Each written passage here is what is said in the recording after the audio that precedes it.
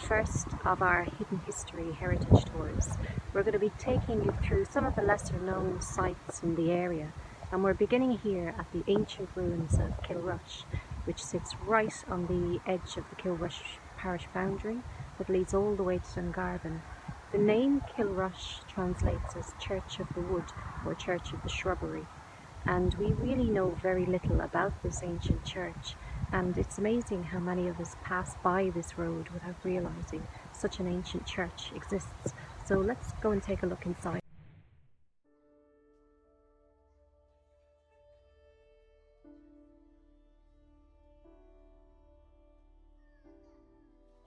It's likely that Kilrush Church was actually a parochial church, although there are no records of the church in the 17th century surveys.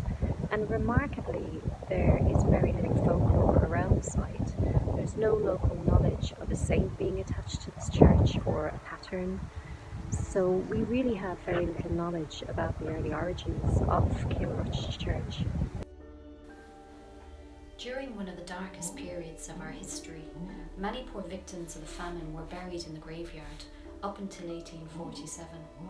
Earlier that year, the workhouse chaplain, Father Jeremiah Halley, had described how people living near the church were concerned by the number of burials, with many buried at a depth of less than 18 inches. People feared that the dire stench and odour would lead to far more disease.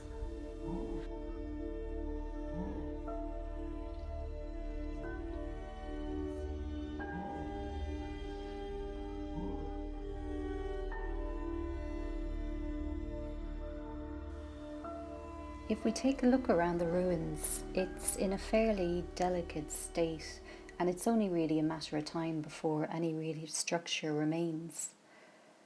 The west gable and the north wall have probably survived in slightly better state than the south and the east sides.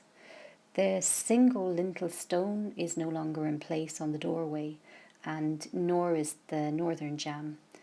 The southern sandstone jamb still is in place that Power had recorded in the 19th century, and you can still even see the hole where the bolt would have been fitted.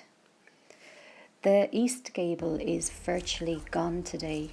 Power had described a narrow square-headed east window which was 4 feet by 6 inches high, but this has since fallen.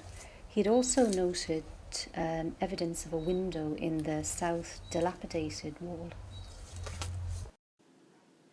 There are a few interesting stones in the graveyard, including this small sarcophagus, now standing and serving as a headstone. It's situated just opposite the west doorway. When it was placed here we don't know, but there's no mention of it by earlier historians, so possibly post-20th century. The old graveyard is actually littered with old stones that have obviously fallen from the old church. One particular stone of interest was found here just on the north side by William Williams in 1850s. He records that he found an Ogham stone. The stone is no longer here and it's since disappeared, but Oghams would generally be associated with early Christian church sites, and they really are the earliest script or form of writing that we have in Ireland that would date from the 5th to 7th centuries. Williams says that he was unable to decipher the script, so he took the stone home and over candlelight he actually deciphered what he thought was Ogham script. There's no way of knowing whether this was an Ogham stone, and we can just presume from what Williams tells us that he returned the stone. He doesn't tell us where, but somewhere maybe hidden among the boundary of the church is an Ogham stone or a potential Ogham stone. Another intriguing stone that is likely related to the church, and many of us pass by without even realising, is a Bologna stone that has been reused to build the wall leading to this church site. Bologna stones are recognisable as cup-shaped hollows in stones that are often associated with early Christian sites.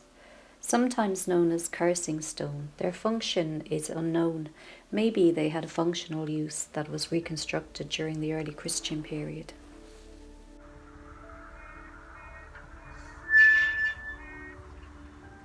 Thank you all for tuning in to the first of our Hidden History tours. and we hope it inspires you to pay a visit and soak up the history of some of your lesser known heritage sites.